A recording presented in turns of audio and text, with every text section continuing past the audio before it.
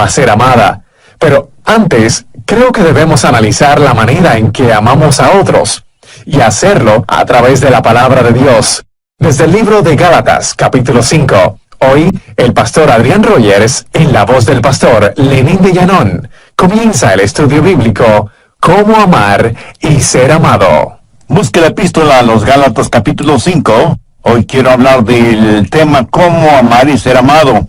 En la actualidad tenemos una generación que habla mucho sobre el amor, pero francamente debo decir que es una generación que lo que menos conoce es sobre el amor. Me refiero al verdadero amor. No solo la palabra, sino que el concepto de amor es torcido, pervertido, mal usado y abusado en nuestro mundo actual. Por lo general la gente no sabe lo que es el amor. Algunos piensan que es una emoción indescriptible, un inmenso océano de sentimientos, pero no es genuino amor. El amor, escúchame bien, el amor no es un sentimiento. Puede contener o resultar en sentimientos, pero primordialmente no es un sentimiento o una emoción. Y le voy a decir por qué. La Biblia nos ordena, escuchó, nos ordena amar, y usted no puede ordenar a un sentimiento, piénselo.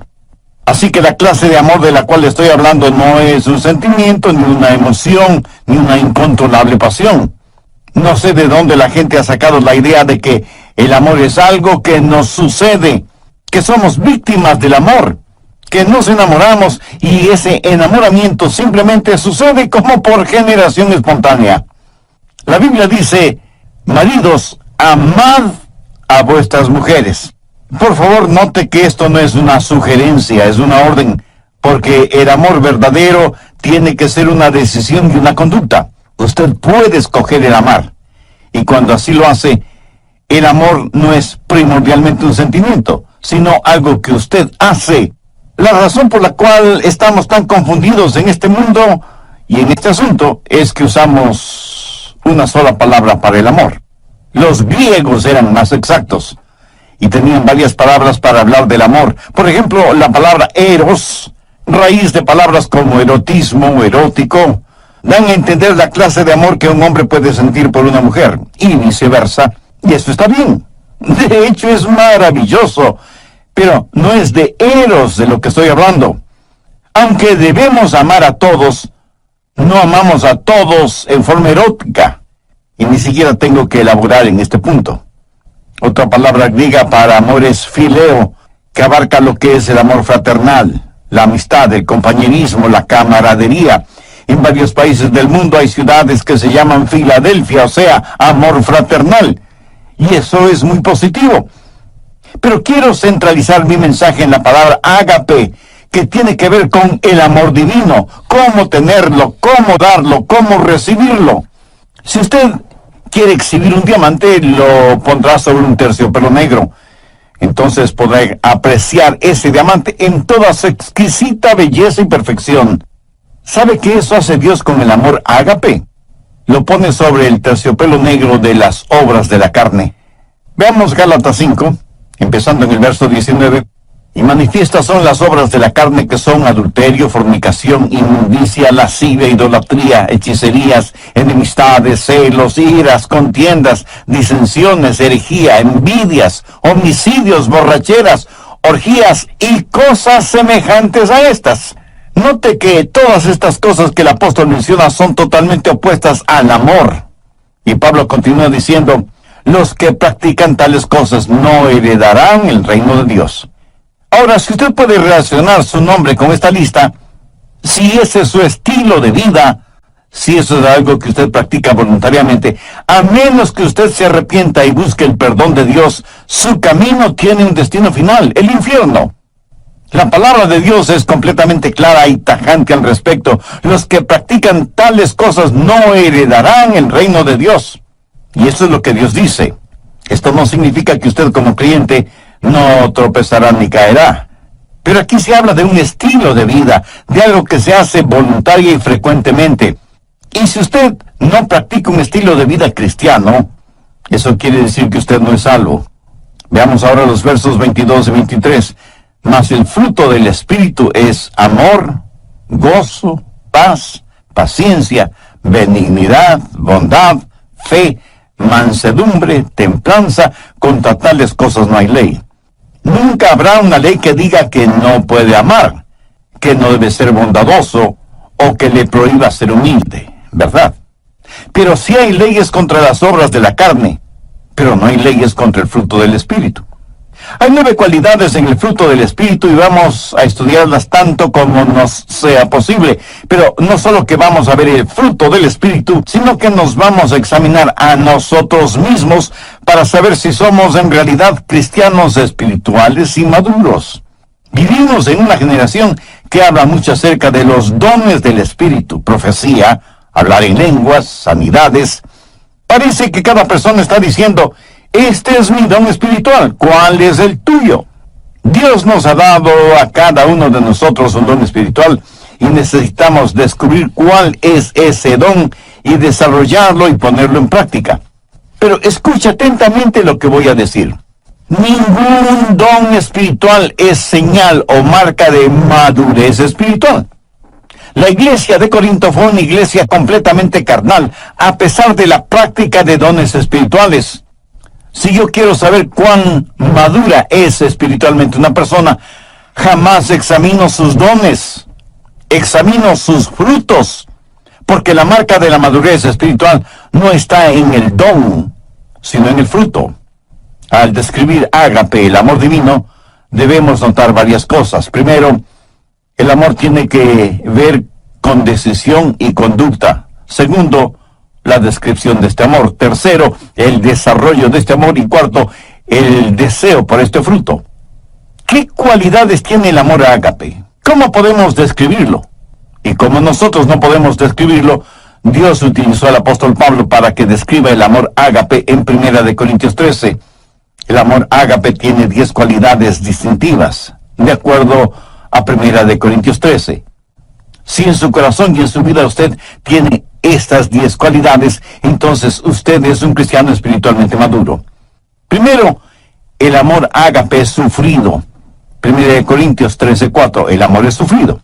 El verdadero amor nos capacita para ser pacientes. Si usted es una persona impaciente, si dice: amé a tal persona hasta donde pude, pero ya no merece mi amor y por eso he renunciado a seguirla amando. Mi amigo, cuando usted deja de amar, ese momento es cuando usted menos se parece a Jesucristo.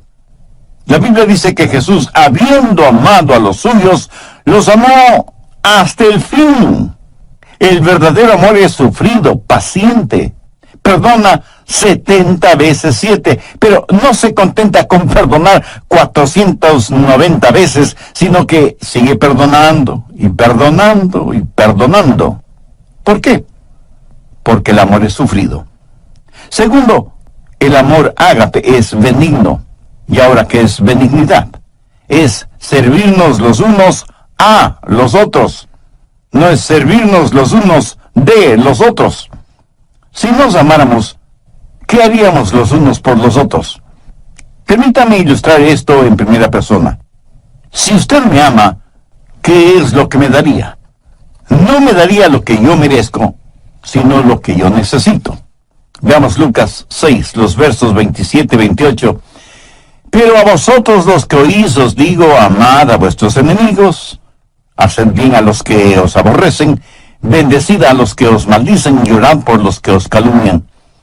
¿Qué debemos hacer por nuestros enemigos? Amarles, ayudarles, ser bondadosos con ellos, orar por ellos. Y algunos de ustedes estarán pensando: pastor, yo no puedo hacer eso ni siquiera por mis amigos, menos lo voy a hacer por mis enemigos. Permítame hacer una pregunta. ¿Alguna vez lo ha tratado siquiera? Si alguien le ha hecho daño, ¿ha tratado usted de hacerle un bien? En otras palabras, ¿es usted para esa persona una bendición? Porque eso, mi amigo, es el amor ágape. Tercero, el amor ágape es sincero. El verso 4 dice: el amor no tiene envidia. Si usted es una persona envidiosa, celosa, es porque no ama a la persona que envidia o que cela. Si usted me envidia o yo le envidio, es porque ambos queremos las cosas que el otro tiene. Si yo quiero algo que es suyo, no me regocijaré de que usted lo tenga. Eso no es amar con sinceridad. así como no lo es que me disguste sobremanera cuando usted es alabado, cuando considero que su ganancia es mi pérdida. ¿De qué amor sincero podría estar hablando? El amor verdaderamente sincero se regocija cuando los demás son bendecidos y prosperados. Cuarto, el amor ágape no es jactancioso, más bien le capacita para que sea humilde, para que no sea vanidoso ni prepotente, ni mire a los demás por encima del hombro. La Biblia dice que no debemos considerarnos más que los demás. Busque Proverbios 21:4. Altivez de ojos y orgullo de corazón y pensamientos de impíos son pecado. El orgullo y el genuino amor no pueden habitar en nuestro corazón al mismo tiempo. No podemos ser vanidosos y bondadosos a la misma vez. Una persona llena de egoísmo y orgullo jamás puede ser una persona llena del amor ágape. Sabe que las personas orgullosas son además argumentativas. La Biblia dice que solo por el orgullo viene la contención. ¿Sabe cuál es el problema en los hogares cuando hay argumentos y contenciones? Que se están enfrentando nuestros egoísmos y nuestros orgullos, y ninguno quiere perder. Quinto, el amor ágape es considerado. Verso 5. No hace nada indebido. ¿Sabe lo que eso significa? Significa que el verdadero amor es cortés, gentil. Cuando una persona hace lo indebido es una persona tosca, ruda. Y todos conocemos a personas así, ¿no es cierto? Empujan para pasar, nunca piden permiso ni disculpas, se meten a la fuerza, desconocen las palabras por favor y muchas gracias. Lo triste y lamentable es que hay muchos cristianos que son así. ¿Qué es la cortesía? Pues no es nada más que la demostración del amor en las cosas pequeñas o aparentemente insignificantes. ¿Y quién no tiene amor en las cosas pequeñas? ¿Cómo podría tenerlo en las cosas grandes? Cuando usted encuentra a una persona ruda, tosca, tenga la seguridad de que ha encontrado a una persona que no conoce el amor. Una persona que no puede ser el reflejo del Señor Jesucristo, quien fue humilde y gentil, y siempre pensó primero en los demás.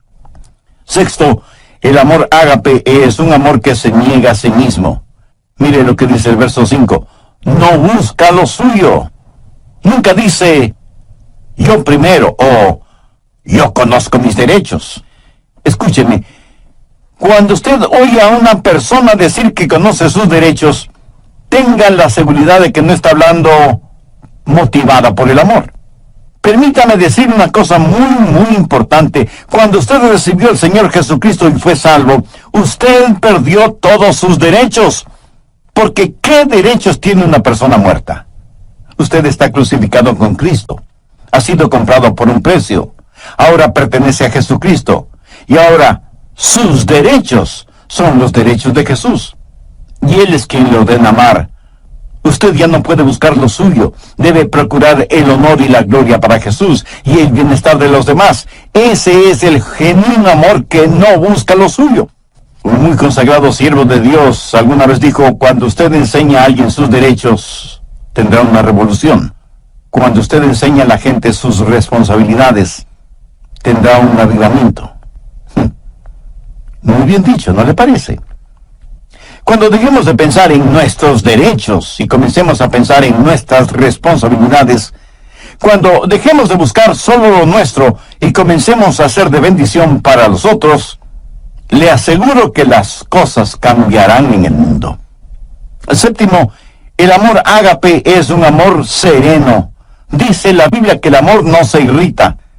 ¿Conoce usted a personas que son como fósforo y que se encienden con el menor roce? Con la más insignificante provocación explosionan, afectando a todos y a todo a su alrededor. Y luego dicen, no quise hacerlo, lo siento. Lo bueno es que se me pasa pronto. Eso podrá ser cierto, pero hay cadáveres a su alrededor. Un huracán o un terremoto es solo cuestión de segundos, y sin embargo, mire toda la devastación que dejan. Uno no pierde el temperamento así porque sí. Si usted explota de esa manera es porque en su interior, en su corazón, no existe el amor de Dios. Si quiere saber con qué está lleno, vea qué es lo que sale de usted cuando es provocado. Una de las manchas en la vida de muchos cristianos es precisamente un temperamento irascible. El verdadero amor es sereno. No se lo puede provocar con facilidad, y cuando es provocado, sabe responder con mansedumbre y con humildad. Octavo, el amor ágape es un amor sacrificial. ¿Qué quiere decir un amor sacrificial? Note las tres palabras finales del verso 5. No guarda rencor. O sea, no va acumulando las faltas de otros. El amor ágape tiene la capacidad de perdonar y olvidar. Pero eso, mi amigo, eso cuesta. En algún programa anterior dije que no puede haber perdón sin que alguien pague el precio. Por ejemplo, si usted me debe $100 y yo le perdono esa deuda, el perdonarle me costó $100. ¿Lo entiende? Muchos de nosotros somos magníficos amanuenses y mantenemos una detallada lista de lo malo que los otros nos han hecho. Y no solo somos amanuenses, sino también buenos contadores, y en nuestro libro de contabilidad anotamos minuciosamente lo que los otros nos deben. Y no estoy hablando necesariamente de dinero.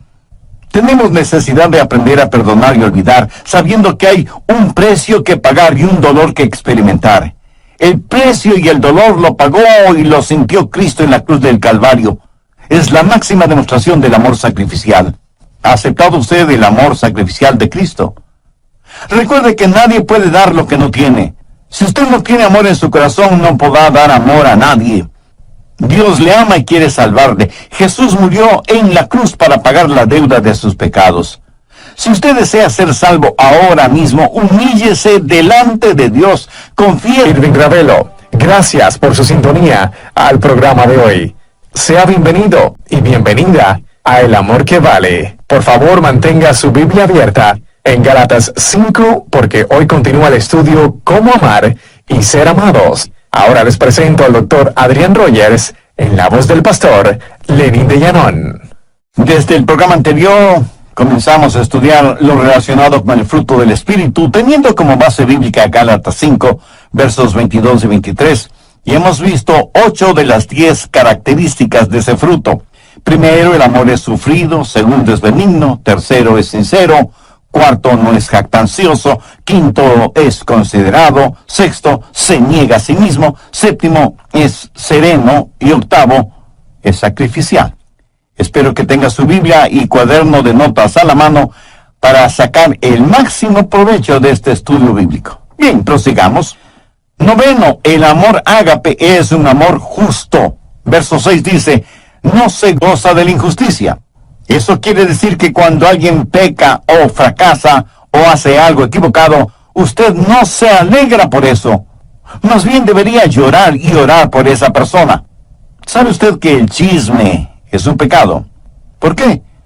Porque la persona chismosa se regocija en su iniquidad.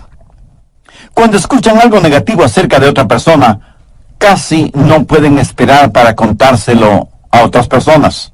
Se parecen a la mujer que dijo, mi lema es, nunca digas algo acerca de otra persona, a menos que sea algo que valga la pena chismearlo. Y aunque por lo general creemos que las mujeres son las chismosas, permítame decirle que conozco hombres que son chismosos. Se regocijan y parece que hasta aman la chismografía. Son diseminadores de malas y falsas noticias. Se regocijan de la injusticia. Ahora escúcheme, no estoy diciendo que debe hacerse el desentendido frente al pecado, porque eso es imposible. El pecado tiene que ser enfrentado, pero no se regocije de la injusticia. Y antes de que usted diga algo negativo de otra persona, hágase las siguientes preguntas. Primera, ¿sé que eso es verdad? Segunda, aun si fuera verdad, ¿es necesario que lo diga? Tercera, y si lo digo, ¿cuál es mi verdadera motivación al decirlo? El amor ágape no se goza de la injusticia. La Biblia no habla de un amor ágape chapucero que simplemente ignora el pecado. No habla de un amor que siente cierta pena por la otra persona. Cuando usted sabe que otra persona está emocionalmente herida, cuando escucha que otra persona ha fracasado, ¿cómo reacciona? Hace poco conocí a un hombre que al saber del pecado de uno de sus amigos, cayó de rodillas, puso su rostro en el suelo y lloró intensamente por su amigo que había caído en pecado. Eso es empatía, no solamente simpatía. Eso es el tener el corazón quebrantado por el pecado de otros.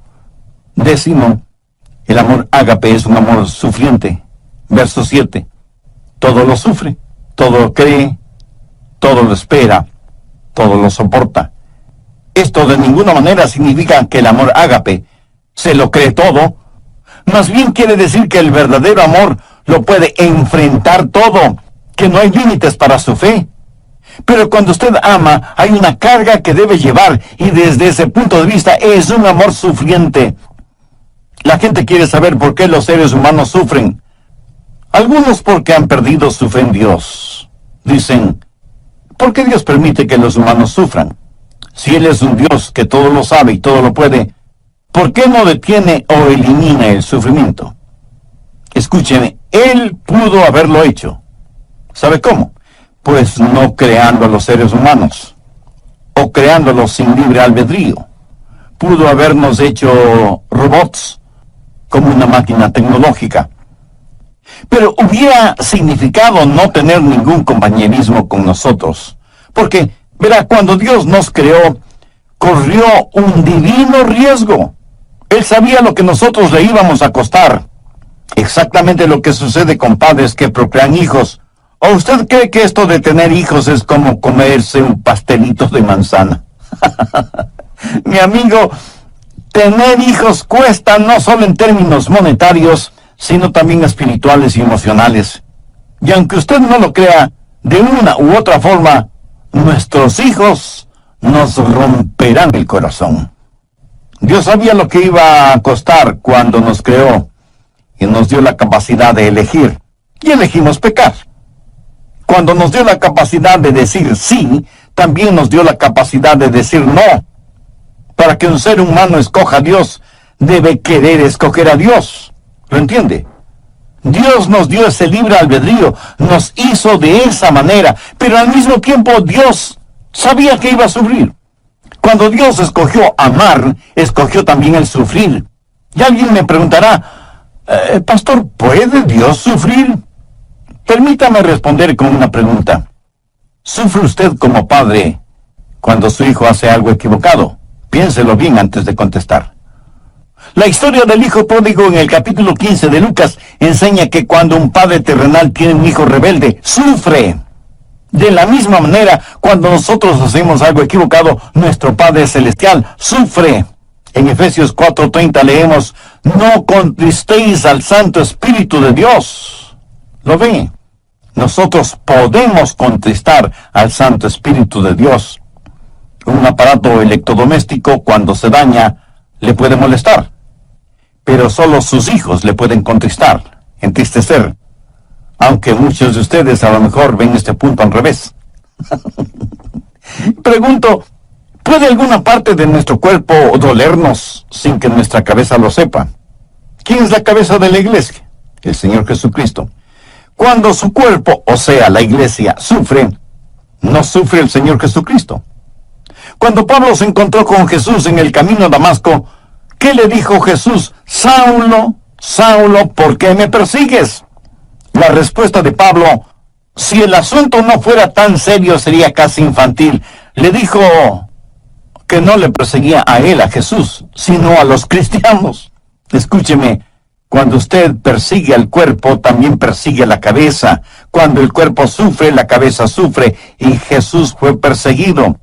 Cuando una novia es infiel, impura, y no le presta ninguna atención al novio, ¿cree usted que el novio sufrirá? Le puedo asegurar que sí. ¿Quién es la novia? La iglesia. ¿Quién es el novio? El Señor Jesús. Cuando la novia sufre, el novio sufre también. Y cuando el novio decide amar a la novia, también decide sufrir. Y algunos dirán, pero Dios es Dios. Él no tiene que sufrir. Ciertamente, Él no tiene que sufrir, pero Él escogió sufrir. ¿Por qué? Déjenme ilustrar este punto. Suponga que usted y su cónyuge van a tomar las vacaciones soñadas toda una vida. ¿Será su segunda luna de miel en una de las islas de Hawái? Suponga que alguien les ha provisto un precioso condominio en la isla, a la orilla de una fabulosa playa, pero asimismo suponga que no tienen suficiente dinero para hacer todo lo que quieren hacer. Pero ya están ahí, dispuestos a disfrutar a plenitud del sol, la playa, el mar, las palmeras, la música y la deliciosa comida. Suponga que más o menos a las 6 horas de estar en la isla, en el continente, uno de sus nietos es golpeado por un automóvil y las preguntas surgen de inmediato. Debemos llamar a los abuelos para avisarles. Debemos interrumpir sus tan anheladas vacaciones. Ahora, ¿cuántos abuelitos y abuelitas que me están escuchando dirían: prefiero no saber nada y que me dejen disfrutar de mis vacaciones? ¿Cuántos tendrían la actitud de: si algo malo sucede, sea lo que sea, no queremos saberlo? No queremos que nada arruine nuestras vacaciones. Le puedo asegurar que antes de viajar rumbo a Hawái, usted habrá dicho a sus hijos y demás familiares: si algo sucede, llámenos de inmediato. Si algo podemos hacer desde allá, lo haremos. Y si no, regresaremos en el próximo vuelo. Eso es lo que hace el amor sacrificial. Las necesidades encima de nuestras satisfacciones personales. Porque cuando usted se preocupa de las necesidades de los demás, sentirá una satisfacción personal indescriptible. Tercero, el desarrollo de este amor. Busque Gálatas 5:19. Habla de las obras de la carne. Las obras de la carne son naturales. Las obras del Espíritu son sobrenaturales. Las obras de la carne es lo que hace el pecado en nosotros. El fruto del Espíritu es lo que Dios hace por medio de nosotros. Y esta clase de amor no la podemos producir por nosotros mismos, pero es la clase de amor que debemos llevar. En Juan 15:5 leemos que Jesús dijo: yo soy la vid, vosotros los pámpanos, separados de mí nada podéis hacer. Note que Jesús no dice que nosotros produciremos esta clase de amor. Romanos 5:5 es un versículo muy interesante, porque el amor de Dios ha sido derramado en nuestros corazones por el Espíritu Santo que nos fue dado. ¿Lo ve? Aquí se está hablando de un amor sobrenatural, el amor que proviene de la vid, se esparce en los pámpanos y produce el fruto. ¿Lo entiende? Usted no produce el fruto, solamente lo lleva. Yo nací y fui criado en la Florida, tierra de frutos cítricos por excelencia. En casa teníamos árboles ornamentales de naranjas agrias. El fruto era imposible para el paladar, pero los árboles eran hermosos. Y se necesita mucha paciencia y mucho trabajo para lograr que al fin esos árboles de naranjas agrias produzcan naranjas dulces. Ahora suponga que usted tiene un árbol de naranjas agrias, pero quiere que dé naranjas dulces. ¿Qué puede hacer? Bueno, podría podar el árbol. ¿Piensa que eso es suficiente para tener naranjas dulces? No. Entonces se le ocurre una idea genial. Va a trasplantar el árbol, lo va a trasplantar de un lado del terreno al otro lado. Como aplicación diré que muchos trasplantan el árbol de sus vidas de una iglesia a otra iglesia, pero siguen siendo cristianos agrios. Y el cambiar de membresía es como cambiar un cadáver de una tumba a otra. Perdonen esta comparación, así un poco esquelética. Como el cambiar el árbol de naranjas agrias de un lugar a otro no produce naranjas dulces, ¿qué más puede hacer? Bueno, pues ponerle nueva tierra, con bastante abono orgánico, no químico, cuidar el nivel de humedad de la tierra, que no le falta agua ni fertilizantes, y por último, cambiarle de nombre. Ya no se llamará árbol de naranjas agrias, sino árbol de naranjas dulces. Y para ayudarle al árbol a que produzca naranjas dulces, usted amarra en sus ramas varias deliciosas y dulces naranjas, esperando que esas ricas naranjas motiven al árbol a dar naranjas dulces. Y muchos de ustedes me dirán con toda razón que nadie, por ignorante que sea en cuestión de árboles frutales, haría una tontería así. Mi amigo, no es asunto de trasplante, ni asunto de podar el árbol, ni de fertilizarlo, ni de cambiarle de nombre, ni de amarrar en sus ramas buenos frutos, que solo serán decorativos. Es la naturaleza del árbol la que debe ser cambiada. Cuando ese árbol sea injertado en un árbol bueno, la naturaleza de ese árbol será cambiada, porque recibirá una naturaleza que no es la suya propia, pero tendrá que aprender a llevar el fruto de su nueva naturaleza. La Biblia dice que cuando somos salvos, somos participantes de la naturaleza divina. La naturaleza de Dios viene a nosotros.